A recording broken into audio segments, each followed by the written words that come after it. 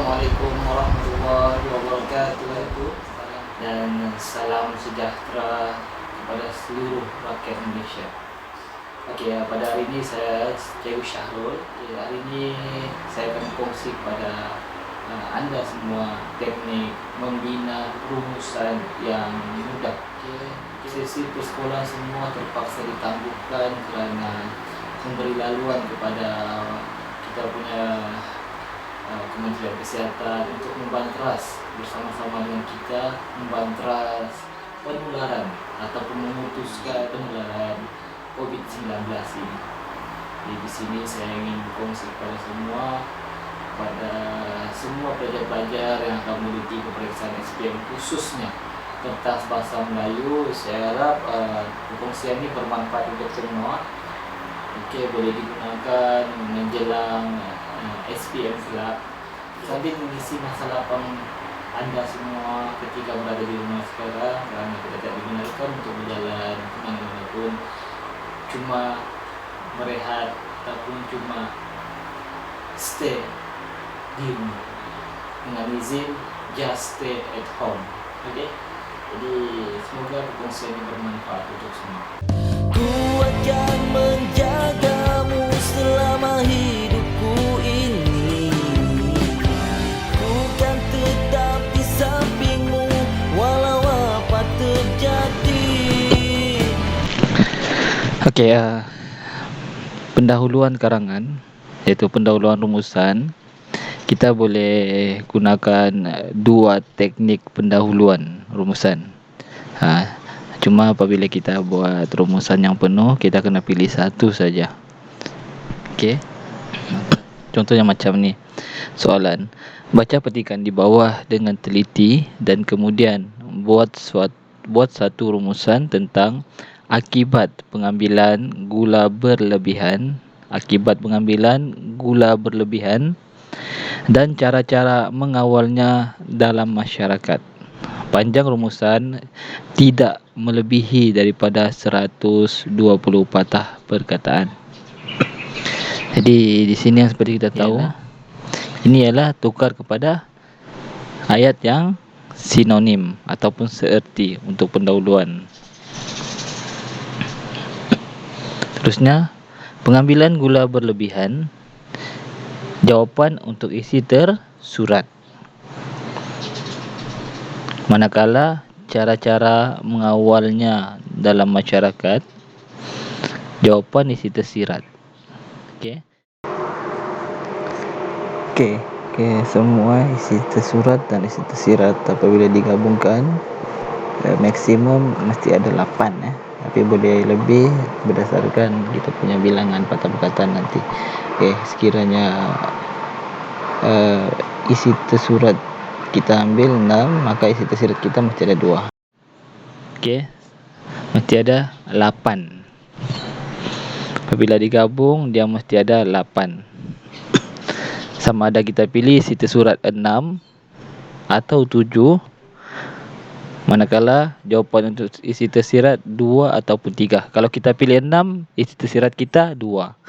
Kalau kita pilih 5, isi tersirat kita 3. Lebih kurang macam itulah. Seterusnya. Ini contoh. Apabila kita membuat peti isi yang penuh, nampak sini petikan membincangkan, membicarakan atau mengutarakan. Boleh gunakan ketiga-tiga perkataan ini. Petikan membincangkan, petikan membicarakan ataupun petikan mengutarakan. Seperti yang saya cakap tadi, akibat perlu tukar kepada perkataan yang sama maksud ataupun seerti. Jadi yang sama dengan akibat ialah kesan ataupun impak. Jadi pilih antara satu ni juga. Pengambilan gula secara berlebihan dalam kalangan masyarakat di negara ini. Jadi pendahuluan kita untuk dapatkan 2 markah, buat macam ni sudah cukup. Petikan membincangkan, kesan atau impak, pilih antara satu, pengambilan gula secara berlebihan dalam kalangan masyarakat di negara ini. Okey. Seterusnya, isi tersirat kita ambil daripada akibat pengambilan gula berlebihan. Isinya kita ambil semua daripada petikan. Okey, contohnya. Kita mulakan saja isi kedua ni dengan perkataan antara akibat pengambilan gula secara berlebihan ialah. Okey, ambil bulat-bulat. Ambil bulat-bulat perkataan soalan ni. Okey, ayat soalan ni. Dan antara ni akibat pengambilan gula secara berlebihan ialah, ambil isi terus. Okey. Manakala ialah mulakan ayat kamu dengan cara-cara mengawalnya dalam masyarakat ialah, terus masukkan. Tidak payah contoh ataupun uraian ya. Okey, kita tengok teknik 1. Tengok baca petikan di bawah dengan teliti, kemudian buat satu rumusan tentang cara-cara memupuk semangat patriotisme dalam kalangan remaja dan kepentingan memupuk semangat patriotisme. Ini adalah soalan SPM tahun 2016. Okey, jawapan untuk pendahuluan ni yang dicadangkan ialah, tengok rumusan membincangkan. Apa cara-cara? Tidak boleh ambil perkataan cara-cara ni bulat. Kena tukar perkataan serti. Rumusan membincangkan langkah-langkah memupuk semangat patriotisme dalam kalangan remaja, dan ulang saja soalan isi tersirat tu, dan kepentingan memupuk semangat patriotisme. Dapat 2 markah penuh. Okey. Faham kan apa yang perlu kita buat? Okey, terusnya latihan. Baca petikan di bawah dengan teliti, kemudian buat satu rumusan tentang punca-punca berkurangnya bekalan air bersih dan cara-cara menyadarkan masyarakat supaya berhemat dalam penggunaan air. Ini adalah soalan SPM 2015. Okey, sini perkataan yang penting ialah punca-punca. Apa perkataan yang seerti dengan punca-punca? Kan? Apa perkataan yang sama maksud? Punca-punca, sebab-sebab. Apa lagi? Yang perlu kita tahu kan, antaranya sebab-sebab, faktor-faktor. Okey? Jawapan pendahuluan untuk teknik ini adalah petikan membincangkan langkah-langkah. Cara-cara langkah-langkah. Okey, kita tengok balik. Langkah-langkah memupuk semangat patriotisme dalam kalangan remaja di Malaysia. Okey.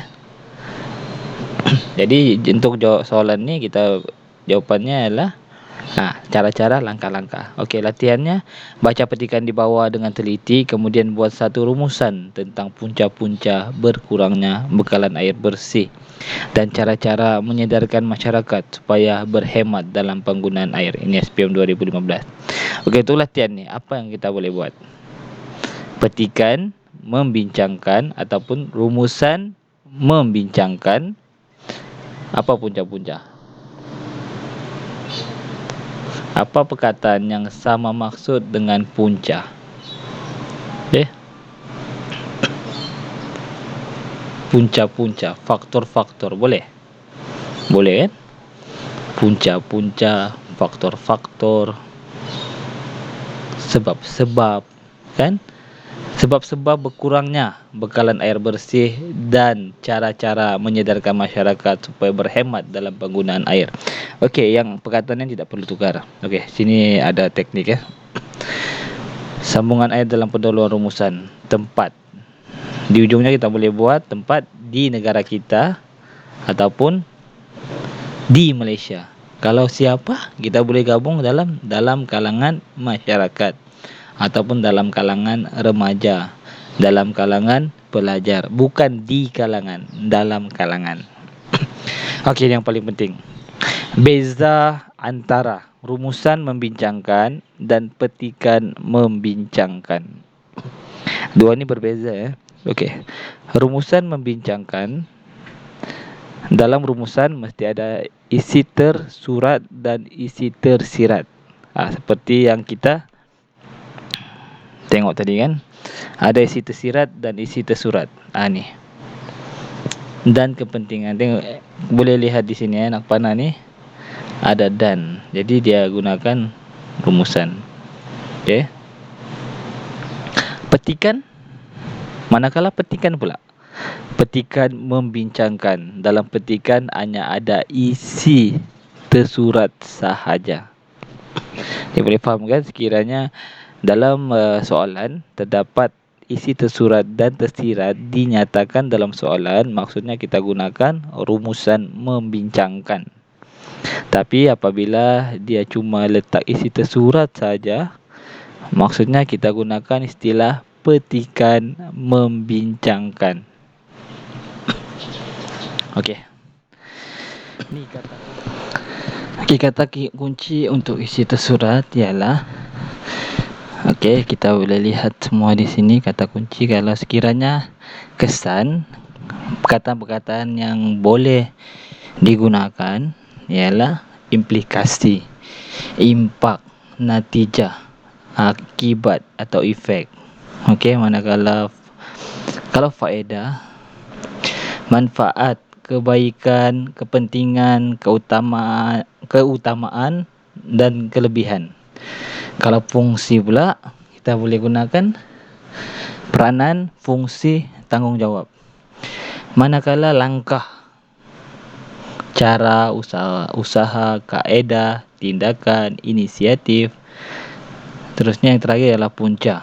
Kita boleh gunakan perkataan selain punca ialah sebab, alasan atau faktor. Okey. Tapi di sini perlu diingat, sekiranya memaparkan kata ganda, contoh kesan-kesan. Kalau kesan-kesan perlu buat implikasi-implikasi. Kalau kesan saja kita perlu buat implikasi. Jangan kita di sana kesan kita buat implikasi-implikasi, tidak betul lah. Okey, yang seterusnya, perkataan yang sering digunakan. Mampu, juga, wajar, dapat, akan. Okey, boleh gunakan MJWD. Okey. Ini adalah apabila kita gunakan kesan, faedah, peranan. Kita boleh guna mampu, ni perkataan-perkataan sini, juga, wajar, dapat dan akan. Okey, manakala apabila kata kunci surat kita gunakan langkah, usaha, cara-cara, kaedah, tindakan, inisiatif, kita boleh gunakan perlu atau perlulah, wajar, wajarlah, hendak, hendaklah dan lain-lain. Seterusnya, apabila kita gunakan perkataan punca, sebab, alasan atau faktor. Perkataan yang sering kita gunakan ialah sebab, disebabkan, menyebabkan, faktor, alasan, berpunca dan juga turut. Okey, ini antara perkataan-perkataan yang penting perlu kita ketahui sebagai rujukan. Baca petikan di bawah dengan teliti, kemudian buat satu rumusan tentang cara-cara memupuk semangat patriotisme dalam kalangan remaja dan kepentingan memupuk semangat patriotisme. Panjangnya rumusan tidak melebihi 120 patah perkataan. Okey, ini adalah cara-cara. Apa yang kita boleh gunakan? Langkah-langkah, usaha-usaha, kaedah-kaedah, tindakan, inisiatif. Okey, kita boleh nampak di sini. Okey. Jadi di sini ialah perlu, perlulah, wajarlah. Okey. Jadi jelaskan di sini kan, kita wajarlah, kita perlulah dalam petikan pertama tu kan. Okey, seterusnya. Perenggan kedua. Okey, untuk membina perenggan kedua, ini kita ambil contoh 2016. Daripada ayat, kita garis dan masukkan bulat-bulat dalam kita punya perenggan kedua. Okey, contoh. Untuk membina semangat patriotisme ataupun kita. Okey, perenggan kedua, kita ambil contoh rumusan SPM 2016. Okey, kita mulakan ayat kita adalah antara, gitu kan? Antaranya ialah pelbagai aktiviti menarik boleh dilaksanakan. Okey, terus ambil terus perkara ni. Ambil terus isi ni. Berbagai aktiviti menarik boleh dilaksanakan melalui aktiviti co-curriculum di sekolah. Okey, seperti Persatuan Sejarah, Kelab Rukun Negara dan Kelab Setia. Di samping itu, kempen Sayangi Negara adalah kita boleh terus ambil bulat-bulat gitu. Okey, yang daripada garisan. Okey. Okey, sekarang kita masuk kepada kesimpulan rumusan. 3 perkara wajib iaitu subjek, siapa yang melakukan. Kedua, cadangan. Cadangan perkataan hendaklah, mestilah, manakala yang seterusnya ialah harapan. Tiga perkara ni perlu mesti dimasuk ada dalam kesimpulan rumusan untuk memastikan kita dapat 2 markah penuh. Okey. Contohnya kesimpulan rumusan mestilah menjurus berfokus kepada isu yang dibincangkan dalam petikan. Contoh ayatnya, kesimpulannya, subjek siapa yang melakukan, ibu bapa, hendaklah apa cadangan, sentiasa memantau pergerakan anak-anak mereka, itu harapan, agar, perkataan kita boleh gunakan agar, supaya remaja yang berakhlak mulia dapat dilahirkan. Ini dapat 2 markah penuh. Tapi kalau kita buat kesimpulannya, ibu bapa hendaklah sentiasa memantau pergerakan anak-anak mereka agar negara aman makmur. Kan maksudnya tiada kaitan, tidak menjurus kepada isu yang sedang dibincangkan. Ini dapat 0 markah, boleh bandingkan kan?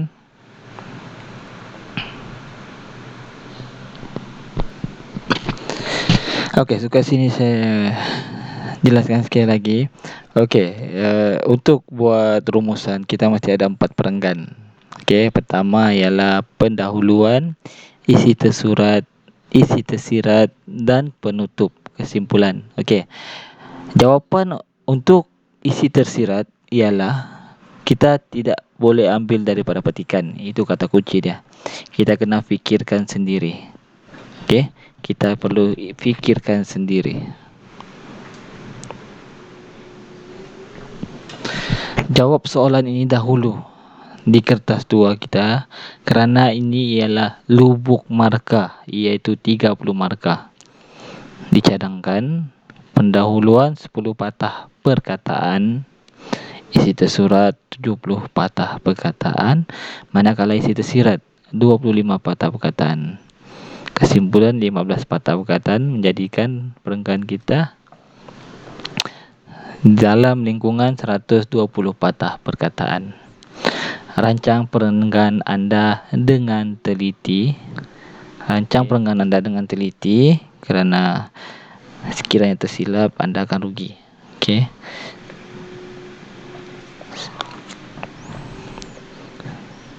Terima kasih. Untuk info bahasa Melayu yang lain, sila layari channel saya, Cikgu Syarul Vlog YouTube. Okey, terima kasih semua. Jumpa di sini.